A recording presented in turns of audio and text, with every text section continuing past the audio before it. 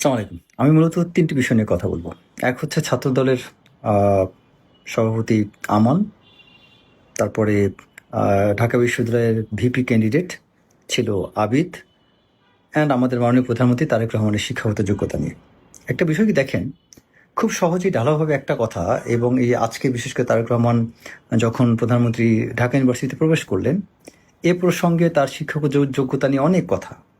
আবিদ কেন দৌড় দিল, তারপরে আমানকে কেন এসএসএফ ধাক্কা দিল, এই বিষয়গুলো নিয়ে আপনার এই যাদেরকে গুপ্ত বলেন বা আজকে সাদিক কাইয়ুম বা যারা একসময় ৫ই আগস্টের পরে কিন্তু এদেরকে মানুষ হিরো মনে করেছিল এবং সত্যি কথা তারা ওই সময় কৃতিত্ব পাওয়ার যোগ্য। কিন্তু পরবর্তীতে তারা অহংকারবশত যে কোনো কারণে হোক তারা যেসব কথাবার্তা কাজকর্ম করা শুরু করেছে বট বাহিনীর মাধ্যমে, এটা তাদেরকে ঘৃণিত বানাচ্ছে দিন দিন।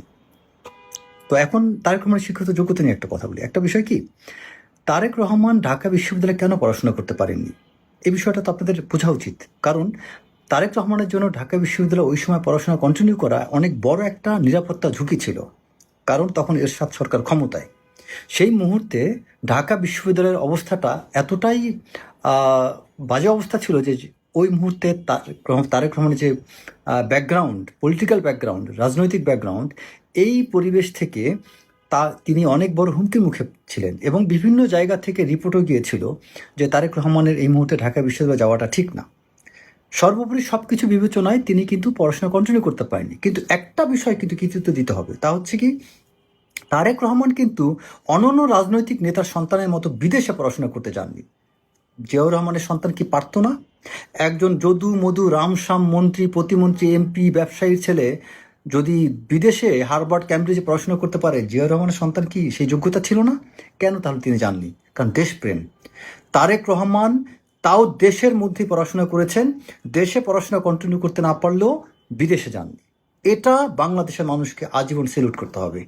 আজকে দেখেন, আপনারাই কিন্তু সজীবদের জয়ের কথাবার্তা নিয়ে অনেক ভুল ধরেছেন।